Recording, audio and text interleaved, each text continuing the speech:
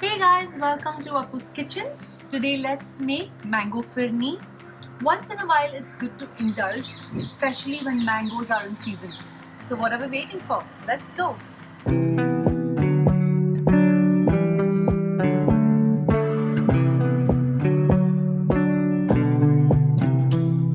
Okay, so let me take you through the ingredients for the phirni. I've taken 2 liters of milk.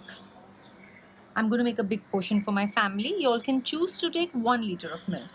And I've taken 1 cup of basmati rice, soaked and dried, completely dried.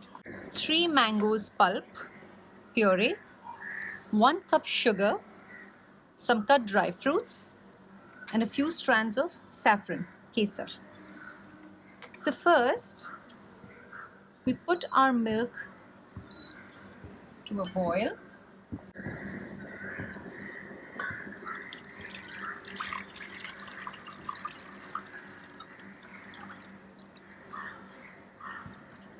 Okay, so this 1 cup rice is soaked and dried completely. Alright. So the difference between a kheer and a phirni is, in kheer we use whole rice and in phirni we use ground rice. So while our milk is getting boiled, we need to grind our rice.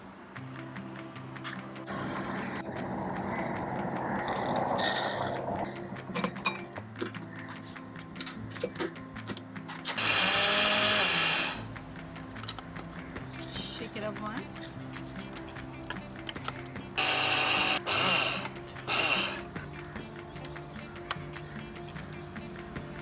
So our rice is ground. Okay, so we got our milk to a boil once. Now we add the ground rice. We have to cook the rice in the milk and keep stirring it in intervals because we don't want our rice to stick at the bottom and on the sides. Okay, so while this milk is boiling and our rice is getting cooked, let's soak a few strands of saffron. Take this milk itself.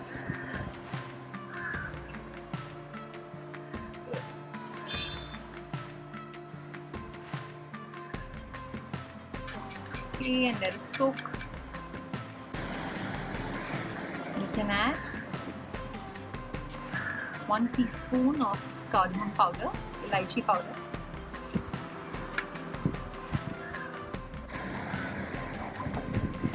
See, our rice is getting cooked.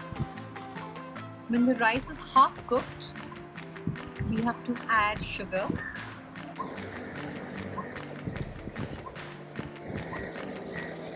It smells so good. Now we'll add our sugar. I've taken 1 cup of sugar. If you like it sweeter, you can go ahead and add more.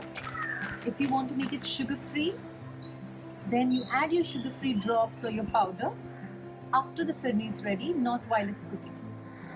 Okay, as you're stirring, occasionally you can take out the milk solids from around the kadai. Now it's time for us to add our mango puree.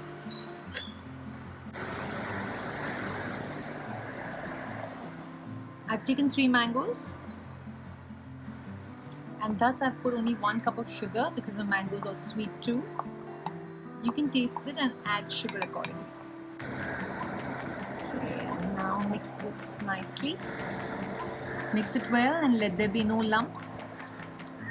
See, we've got a beautiful color already, the natural yellow. Now we add our soaked saffron, kesar.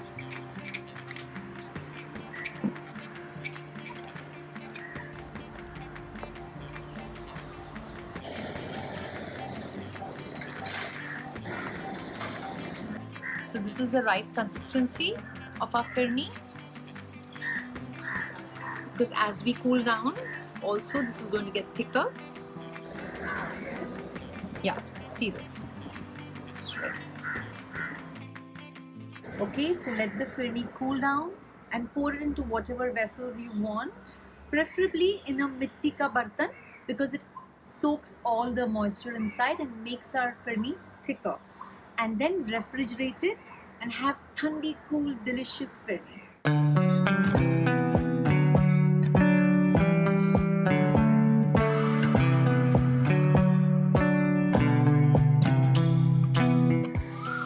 Let me try this. It's perfect. What are you waiting for? Go quickly and try it. And please don't forget to like, subscribe, and share.